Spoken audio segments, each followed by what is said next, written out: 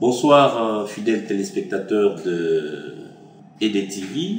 Merci à EDTV pour cette occasion que le site m'offre de pouvoir m'exprimer en tant qu'analyste politique sur différentes questions qui défrayent la chronique et qui font la une de l'actualité politique, sociale et économique de notre pays, notre cher pays, le Congo démocratique.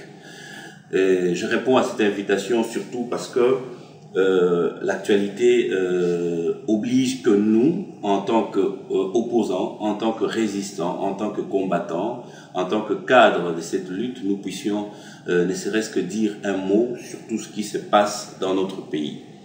Au premier point de ce qui m'est présenté ici comme questionnaire, il est mentionné la question de la francophonie. Cette fois-ci, c'est vrai que nous ne nous posons plus de questions si la francophonie aura lieu, parce qu'elle a bel et bien eu lieu. Nous sommes en train seulement de réfléchir maintenant sur le résultat ou les retombées de ce qui s'est passé autour de cette francophonie. Est-ce à l'avantage du peuple congolais? Est-ce à l'intérêt de ceux qui l'ont organisé? Donc, je vois là l'OIF, je vois le gouvernement qui se maintient de force au Congo. Je vois le peuple d'une part, les opposants qui ont été reçus à tour de rôle par différentes missions diplomatiques et différents chefs de délégation. Aujourd'hui, ce qui fait beaucoup plus parler de soi, c'est la descente du président français, M. Hollande, qui a été sur place, qui a été reçu par l'imposteur Joseph Kabila, qui aussi en a profité pour rencontrer le chef historique de l'histoire politique du Congo, je ne dirais pas de l'opposition, le chef historique de la lutte pour la démocratie, l'état de droit, et aujourd'hui président élu de la République démocratique du Congo, M. Etienne Tshisekedi Lumumba. En tant qu'analyste, je pense que les observations sont claires, que le bénéfice de cela a été partagé par toutes ces différentes parties que je viens d'évoquer ici. Le peuple a trouvé son compte, il était assoiffé de voir la vérité sur les nombreuses violations des droits de l'homme, les différents assassinats, les différentes violations des constitutions et de tout ce qui s'est fait en termes de démocratie au Congo. Et voilà, il y a quand même eu des hommes de courage qui ont osé dire tout haut ce que beaucoup pensent tout bas, bien qu'ils applaudissent pour le pouvoir en place. Voilà que M. Hollande, parce qu'il s'agit de lui, il a osé dire que la situation de droits de l'homme au Congo n'était pas acceptable. Et pour essayer de calmer le jeu, il a osé aussi dire que il y avait des timides avancées. Quelles sont ces avancées? C'est comme vous savez, le pouvoir en place, habitué à son langage du politiquement correct, qui veut faire comprendre que au Congo les choses vont de mieux en mieux et que les routes qui se retrouvent dans leur programme des 5 chansons sont quelque chose de très remarquable, alors que pour nous et pour le peuple, ce qui est plus primordial, c'est le social. Sur le plan du social, vous voyez qu'il y a de plus en plus de lois qui viennent asphyxier le peuple, tant bien celui de l'intérieur comme celui de la diaspora, comme par exemple la mesure prise par le gouvernement Pogno de pouvoir interdire d'ici là l'exportation des véhicules fabriqués avant l'année 2002. Est-ce une mesure réaliste? C'est vrai, oui, il faut lutter contre la pollution.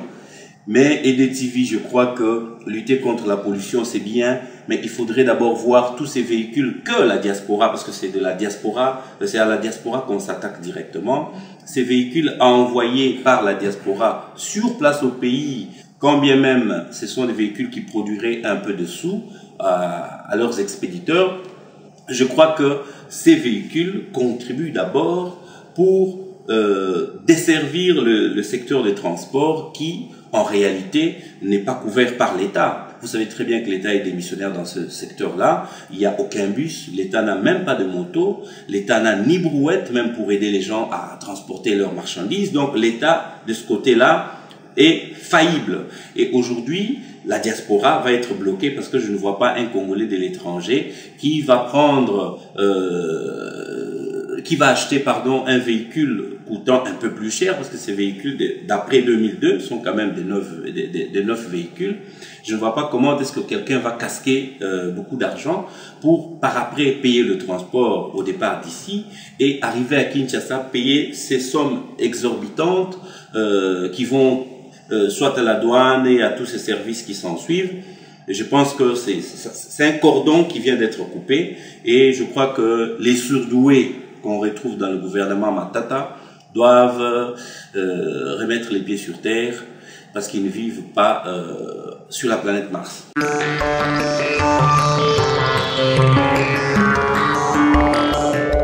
Où que vous soyez, la meilleure actualité congolaise est sur EDTV. Voilà. Pour passer, je pense que le plus grand message qu'on retiendrait de la francophonie, c'est le respect des droits de l'homme, qui n'est pas encore le cas au Congo. Mais le respect des droits de l'homme après la francophonie, qu'est-ce qu'il en est? Est-ce que ce gouvernement qui a été acculé par tout le monde est conscient qu'il faut faire des efforts? Nous voyons Matata Mponyo pendant sa tournée ici à l'étranger. Il a été interviewé par une presse crédible, la RFI. Il ose dire que penser que Joseph Kabila serait dans le coup de l'assassinat de Floribert Chebeya, c'est trop réducteur. Selon ça, je prends les termes de M. Mponyo Matata. C'est très réducteur. Pourquoi? Parce que le chef de l'État, au regard des tâches qui lui incombent par rapport à sa fonction, il n'a pas le temps de connaître quelqu'un comme Chebeya. Cher Matata, avant de devenir Premier ministre, quand tu étais, excusez-moi de te tutoyer, quand tu étais ministre auparavant et que tu étais dans l'anonymat, est-ce que tu ne sais pas qu'un pays ne fonctionne qu'en collaboration avec différentes corporations, notamment la presse, les médias en globalité, notamment ceux qui œuvrent pour les droits de l'homme? Alors, si M. Kabila ne pouvait pas connaître Chebeya, ça veut dire que François Hollande et tous les autres ont raison. Donc, dans la tête de Kabila, il n'y a pas encore un espace pour ceux qui œuvrent pour les droits de l'homme. La voix des sans-voix est connue partout. Elle a une notoriété internationale. Les animateurs de cette institution ont aussi cette notoriété-là, parce que Chebeya a voyagé de partout dans le monde. Mais que Kabila ne puisse pas le connaître, je ne sais pas, en voulant défendre le diable, en faisant son avocat, on risque même de cracher, je ne sais pas, sur la Bible, et de cracher aussi sur le Coran et sur les règles internationales. Alors, je pense que les droits de l'homme continuent, malgré tout ce qui a été dit à la francophonie, le droit de l'homme continue à poser problème. Le dernier cas en date, c'est celui du docteur Denis Mukwege, qui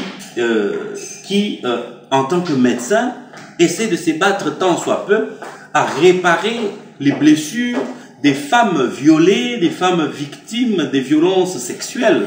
Mais quel est le traitement qui a été réservé à ce médecin de renommée internationale, prix Nobel de la paix? Aujourd'hui, le docteur Mukwege doit se retrouver je dirais même diminué en demandeur d'asile, alors qu'il venait fraîchement de la Belgique et encore fraîchement de l'Assemblée de l'ONU, où il a dit un discours très fort. Ce monsieur a dit à tout le monde qu'il faudrait s'attaquer aux raisons qui font que ces femmes-là que lui traite soient violées. Quelles sont ces raisons? Aujourd'hui, sur la scène politique belge, nous retrouvons des gens comme Didier Reynders, nous retrouvons des gens comme André Flao, qui n'arrivent pas à reconnaître qu'au Congo, les choses vont mal. Encore hier, André Flao, à la tribune de l'Assemblée nationale au Congo, qu'est-ce que ce monsieur dit, ce monsieur du PS? Il ose dire que il n'y a pas de démocratie parfaite, s'il vous plaît. Si nous disons que les Belges, qui sont nos oncles, entre guillemets, si nous disons que la Belgique, qui est une vieille démocratie, entre guillemets, sont des pays modèles, mais que ceux-là, qui sont considérés par nous autres comme des pays modèles, viennent nous dire qu'il n'y a pas de démocratie parfaite. Ça ressemble un peu à un professeur qui dit aux élèves, à ses élèves, pardon, que je vous apprends que 1 plus 1 égale 2, mais même si vous mettez 4, ça peut se faire comprendre, quoi. Mais je suis crispé de voir l'état de la moralité de l'homme politique congolais. C'est ce que Karel de Gucht avait dit, qu'à son voyage au Congo, il n'a pas rencontré des hommes d'État. Ça se prouve jusqu'au jour d'aujourd'hui. Quand vous avez quelqu'un comme le professeur Njoli, professeur de son État, qui accepte d'aller officier un livre de quelqu'un qui se recherche dans le milieu académique, mais je me pose la question, est-ce que c'est ce constitutionnaliste de renom qui est là, ou c'est quelqu'un d'autre? Quand je vois Évariste Bochab, qui fut mon professeur de droit constitutionnel et que je regrette d'avoir passé mon temps dans l'auditoire tenu par ces messieurs, quand je les vois aller assassiner comme ça le droit dans un ouvrage qui fait une comparaison entre des institutions d'une vieille démocratie et des institutions qui fonctionnent frauduleusement dans notre pays, je me dis que ça c'est vraiment de l'audace. C'est de l'audace. Alors ici j'ai dit, il y a normalement un bon nombre de professeurs congolais qui doivent même démissionner de leurs fonctions académiques. Quelqu'un comme Évariste Bochab, il devrait démissionner, rester politicien, parce que professeur d'université en droit constitutionnel, pour dire quoi?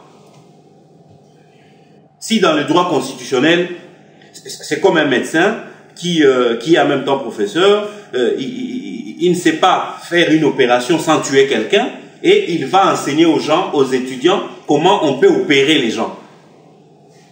Dites-moi un peu si ces élèves qui connaîtraient que ce professeur c'est un tueur en série peuvent vraiment suivre un cours dispensé par un tueur en série. Voilà un peu ce qui se passe. Donc ici, je demanderai à M. Bochab d'avoir l'honnêteté intellectuelle de démissionner comme professeur. Ce monsieur du MLC qui a été l'adjoint du pasteur Fanfaron, donc Njoli, je demanderai à ce professeur de démissionner comme professeur. Je demanderai aussi au professeur Loumanou de quitter les affaires académiques. Pourquoi pas les autres professeurs comme Boabo Kaimbe, et des professeurs comme celui qui était ministre de la communication avant Mende, je crois. Tous ces cerveaux qui aujourd'hui pêchent par l'exemple ne font que confirmer la thèse selon laquelle la science sans conscience n'est que ruine de l'âme.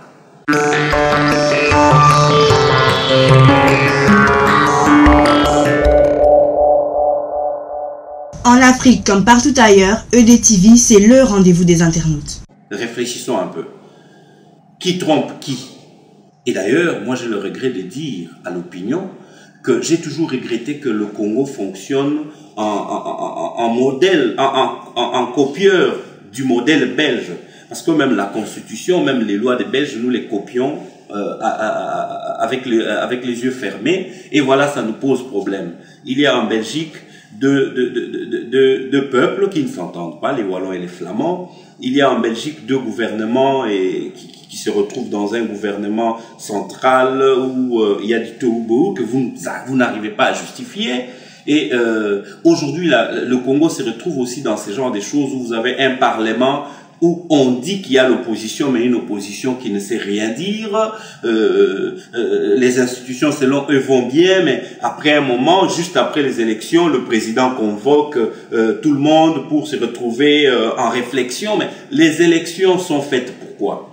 Moi, je pense que les élections sont faites pour résoudre les différents problèmes et corriger les tirs et pourquoi pas redynamiser les animateurs des institutions, pourquoi pas même les changer. Mais aujourd'hui, les institutions qui fonctionnent au Congo, ils ont répondu, ou si après les élections ils ont répondu à quelle attente? Voilà un peu ma façon de voir les choses. J'ai pris quand même beaucoup de points parce que je trouve sur la liste des questions ou encore sur les questionnaires qu'on m'a présentés par EDTV, je trouve que on parle aussi du voyage d'André Flao. Voilà, je viens de le dire, Monsieur Flao m'a déçu. J'étais avec ce monsieur un jour avant son voyage. J'ai essayé de le questionner sur différentes questions au Congo, mais il avait essayé d'être équilibré. Je ne sais pas si c'est par peur des combattants, mais arrivé là-bas sur place au Congo, il a recommencé à dire ce qu'ils avaient l'habitude de dire ici. Je ne sais pas alors si le PS et le MR sont des partis diaboliques pour le Congolais. Je ne sais pas, le PS et le MR sont-ils des partis qui ne veulent pas le bien-être du Congolais? Voilà d'ailleurs pourquoi aux élections précédentes, du 14, je crois, octobre, les Congolais ont sanctionné sans pitié tous ces caciques du PS. Et voilà, les gens pleurent, ils ne vont que pleurer. Tant que le Congo ne va pas bien, nous n'allons pas pardonner et vous connaîtrez la suite. Bon, j'ai parlé des droits de l'homme. La conclusion est que ça ne va pas. On continue à accuser les gens à tort et à raison. Non, à tort beaucoup plus. Voilà qu'aujourd'hui, on nous parle du fils Tshisekedi Christian. On l'accuse d'être en complicité avec le M23 par le biais de John Chibangu. On l'accuse de recruter des gens, des miliciens sur Kinshasa et dans toute la République pour les mettre en contact avec les fractions rebelles. Ben, écoutez, on veut se jouer de qui? Quand on accuse Kabila, non, là, il faut pas en parler. Kabila est en complicité avec le M23, non, non, ça, il faut pas en parler. Mais quand c'est un individu qui sort du néant, oui, surtout que c'est un fils Tshisekedi, il faut en faire un problème et créer vraiment une incompréhension au sein de l'opinion. Je crois que le gouvernement Kabila, qui est en train de voir son enterrement, son voyage dans une tombe, doit prendre conscience et se dire c'est mieux d'aller de sortir des affaires la tête haute que de sortir des affaires trempées jusqu'à ce point où des mensonges ne font plus honte, que ce soit au ministre de la Communication ou au Premier ministre qui raconte tout et n'importe quoi. Donc, concernant monsieur Christian Tshisekedi, je pense que je connais ce monsieur-là très bien. Il faut qu'on cesse de l'associer à la politique ou à ces mouvements rebelles. C'est un monsieur qui se contente de faire ses affaires. Je vous dis que je le connais très bien. Et ce n'est pas ce genre de personnes comme Félix Tshisekedi qui, de temps en temps, font des débats politiques. Lui, il n'a pas le temps pour des débats politiques. Voilà. Donc, ils ont choisi la mauvaise personne. Je pense que la fois prochaine, ça sera peut-être Maman Marthe qui sera accusée. Ça sera peut-être les petits-fils de Tshisekedi qui ont 2 ans ou 3 ans, parce qu'au Congo, on soutient des fois des thèses qui ne tiennent pas debout. Souvenez-vous encore de la famille du major Paul Milambwe, qu'on présente en train de demander que leur fils se rende à une justice qui n'a de moralité que la défense du chef de l'État. Voilà, on va demander à quelqu'un qui se trouve déjà à l'abri quelque part de rentrer dans les griffes du lion. Je pense que ce scénario, on s'en était déjà habitué. Souvenez-vous encore de l'époque où Jean-Pierre Bemba, se trouvant à la rébellion, Kabila le père fait pression sur son père pour que son père lui fasse appel, qu'il lui demande de rentrer au bercail, sinon il le maudirait. Donc voilà un peu ces jeux dans lesquels le gouvernement mort et qui attend juste l'enterrement, le gouvernement Kabila, continue à se livrer. Comme dernier point, je pense ici, il est mentionné l'élection des gouverneurs des provinces. Ici encore, il y a à boire et à manger. Comment voulez-vous que des députés provinciaux qui, au départ, sont élus pour un mandat de 5 ans, ils se retrouvent déjà dans leur 6e, voire même leur 7e année de prestations, ça veut dire qu'ils sont déjà plus que largement fin mandat et je dirais qu'ils souffriraient même d'une crise de légitimité. Et aujourd'hui, ils n'attendent qu'un remaniement, un changement. Mais ces personnes vouées à libérer les différentes assemblées provinciales, non, on leur donne encore la chance d'accoucher des gouverneurs qui vont gérer pour je ne sais combien de temps, parce que dans peu de temps, selon seulement le calendrier Ngouemulunda qui n'est plus déjà respecté, ils doivent partir parce que l'élection provinciale doit se faire et pourquoi pas l'élection communale et municipale.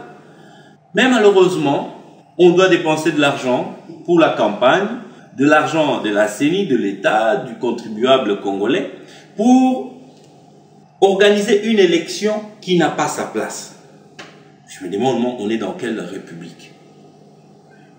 Pourquoi ce gouvernement mort de Kabila qui n'attend que l'enterrement ne pouvait pas attendre de confier dans l'entretemps la gestion des provinces au président des assemblées provinciales?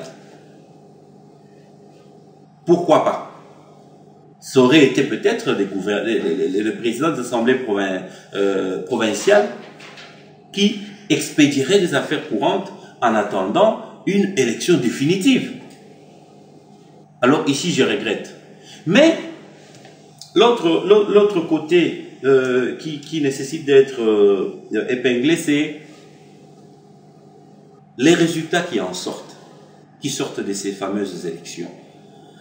Kabila, déjà qu'il avait déjà eu une gifle du peuple congolais aux élections qui l'ont donné pour oublier du peuple, il continue avec sa majorité. Arrivé à ces élections, il doit remplacer le gouverneur au Bas-Congo, remplacer le gouverneur, l'exécutif à la province orientale. Qu'est-ce qu'on voit? Les candidats de la majorité, de sa majorité, ne sont même pas élus en pompe par les députés provinciaux. Ça prouve clairement que Kabila, même au suffrage universel comme au suffrage indirect, il n'est pas aimé, ces messieurs. Lui et sa fameuse majorité. Mais jusqu'à quand ils vont continuer à se jouer des pieds des Congolais? Je conclus par là pour demander à tous mes compatriotes, partout où vous vous trouverez, en Europe comme en Afrique, au Congo, à Kinshasa comme à l'intérieur du pays, ne vous fatiguez pas. Ne croyez pas que la lutte est finie. La lutte ne sera finie que quand nous arrivons à mettre sous une tombe ce pouvoir responsable de la guerre à l'Est, ce pouvoir responsable du dysfonctionnement de l'appareil étatique, et le jour où nous arriverons à instaurer un réel état de droit comme le veut le docteur Étienne Tshisekedi, élu président de la République. Donc, réveillez-vous encore, la lutte est loin d'être terminée. Nous, en tant que leader d'opinion, en tant qu'acteur et analyste politique, nous allons nous battre pour essayer de réorganiser la lutte, essayer de remettre les choses en place. Nous travaillons déjà avec beaucoup de gens, vous serez informés de ce que nous allons vous proposer comme mai. Alors, restez branchés sur EDTV qui, aujourd'hui, m'a fait l'honneur de me donner la tribune pour moi m'exprimer. Et je pense que je serai quand même fidèle à cette tribune, pour que chaque semaine, chaque 2 semaines et à chaque moment où je suis libre, que je puisse venir pour balayer ensemble avec vous tous les faits de société, tous les sujets d'actualité qui nécessiteraient débat. Merci et à la fois prochaine.